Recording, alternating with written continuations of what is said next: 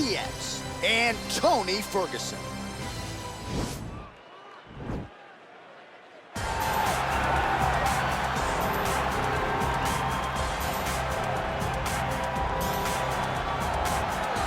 Well, a long winning streak may guarantee you a title fight in other divisions, certainly doesn't at 170 pounds. But now, with all the contenders behind him, there is one man left standing. It is this man, the #1 welterweight contender, now getting his shot at the dominant champion. And he believes without a shadow of a doubt that he is the best 170 in the world, and he is out to prove it right here, right now.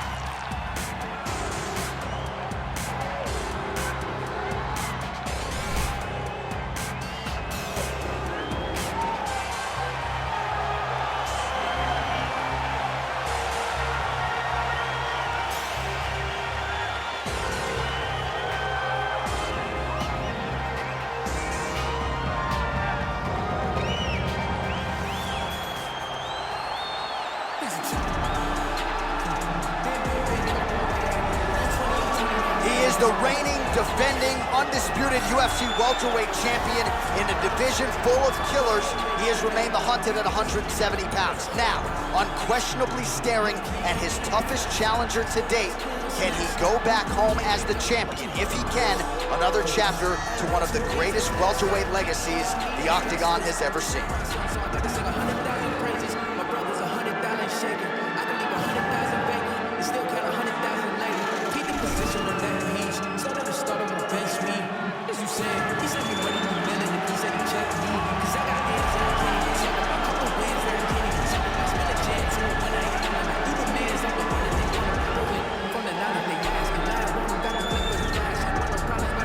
And now our tale of the tape for this welterweight championship fight. So at least on paper, even matchup here. A lot of similarities across the board, evenly matched when it comes to the numbers. Now for the official introductions, here's Bruce Buffer. Ladies and gentlemen, this is the main event of the evening. And when the action begins, our referee in charge of the Octagon, Herb Dean.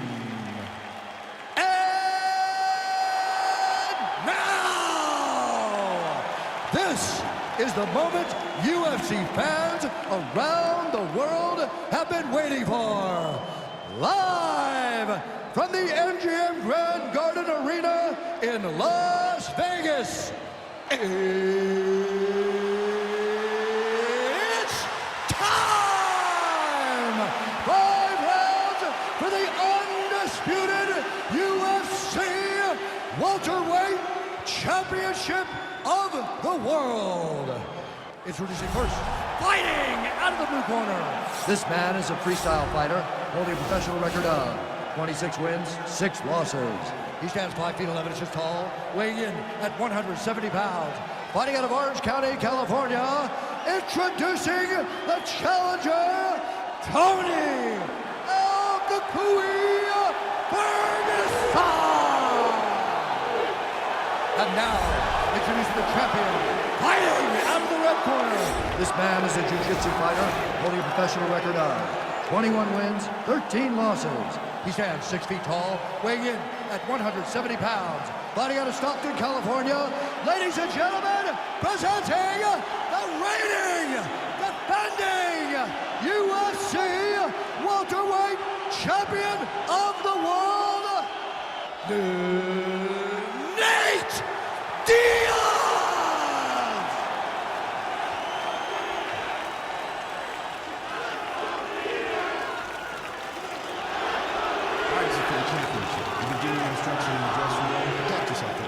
Follow my instructions. We will have a clean fight. Touch gloves, let's make it a fight.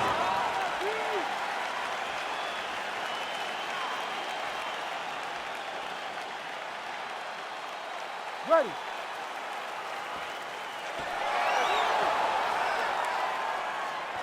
You ready to fight?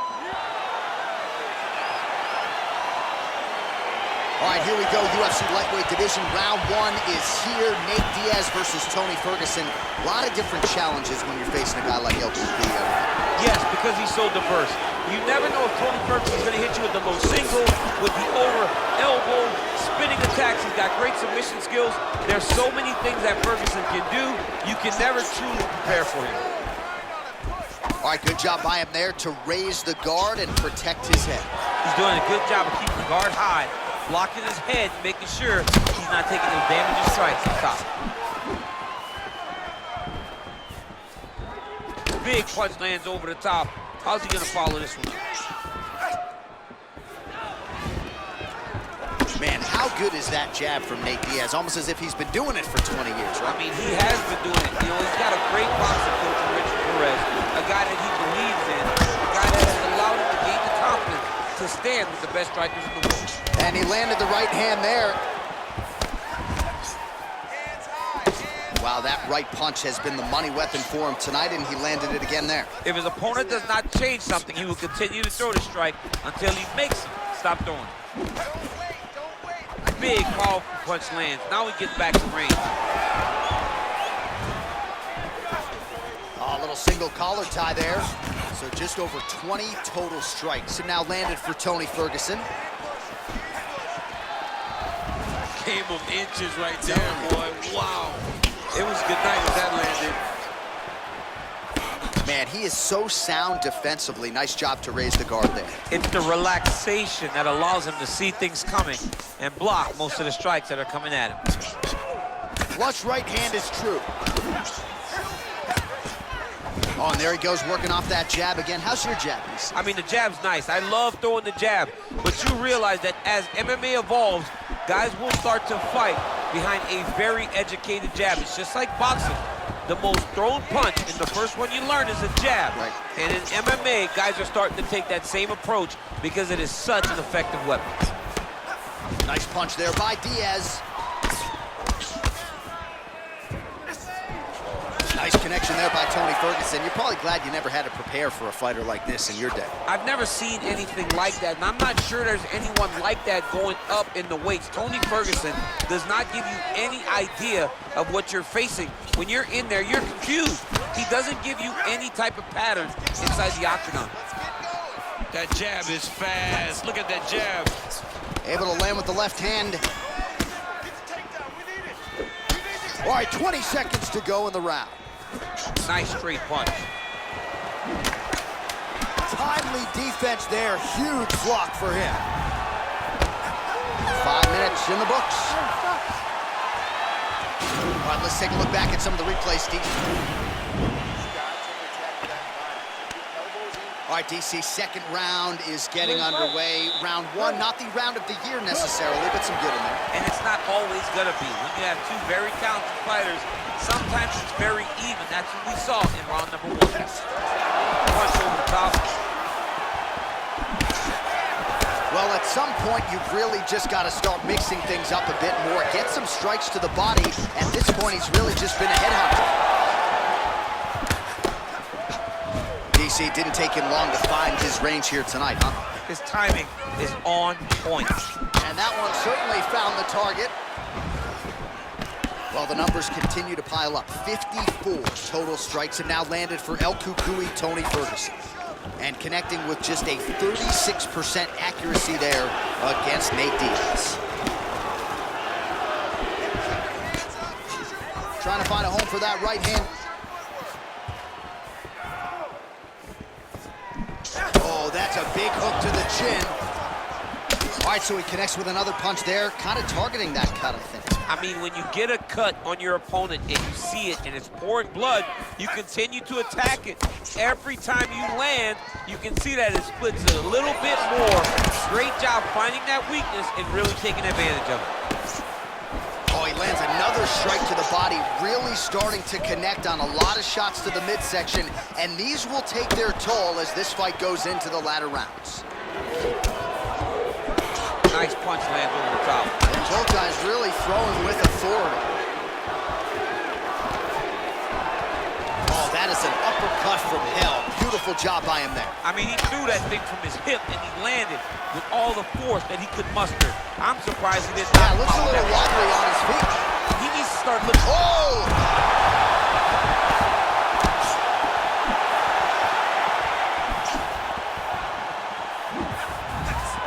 Oh, he might be out.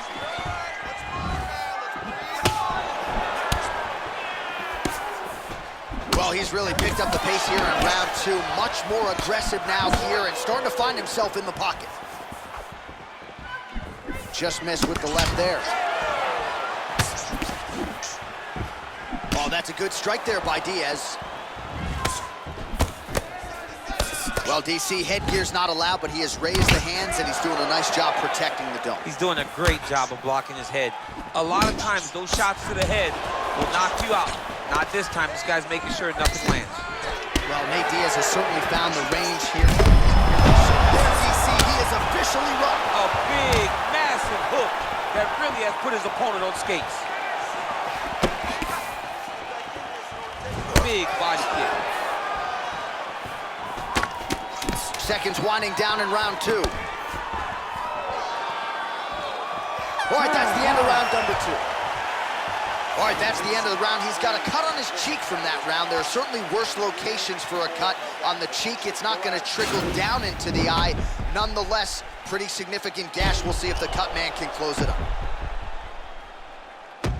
All right, so next round is now underway. DC, any major takeaways after the previous 5 minutes? That both of these guys are very evenly matched. The matchmakers did a fantastic job when they put these two in the octagon. So even though it wasn't crazy, you got to see high-level mixed martial arts. Well, he continues to do a nice job here defensively, protecting his head, raising the guard, and really frustrating the offensive fighter a little bit. Lesson 1 in boxing class, hands up, chin down. Well, just as he did in the previous round, continuing to land a high number of strikes here, and he hasn't really showed any signs of slowing down. Scary, scary proposition for the opponent. Huge right hand! Dude's hurt. Serve him up. Go get him.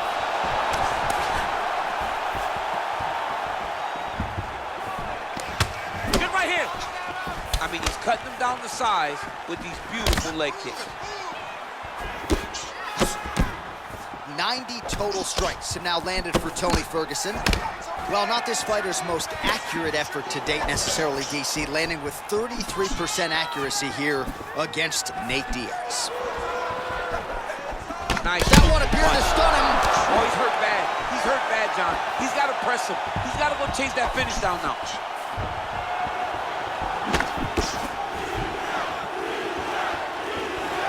All right, so he's landed some good shots tonight, but this is not a combo meal, right? No free piece. See on that punch right there, his opponent's compromised, DC. It's one thing to land a hard shot.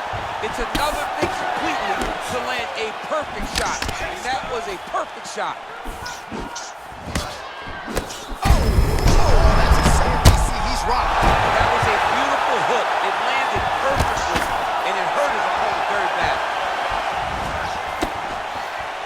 Under 2 minutes to go in the round.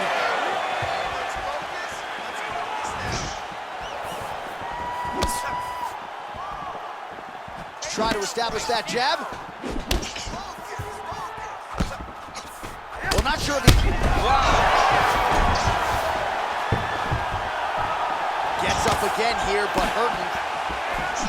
Nice punch by Ferguson. He can truly do it all. Man, look at the redness starting to appear on the left side of his body. His opponent would be wise to continue to attack there. He's throwing every part of himself into these big leg kicks. And he's looking for that left hand, just missed. Oh!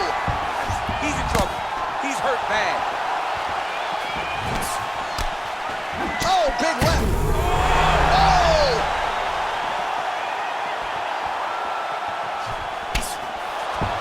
Seconds winding. Oh!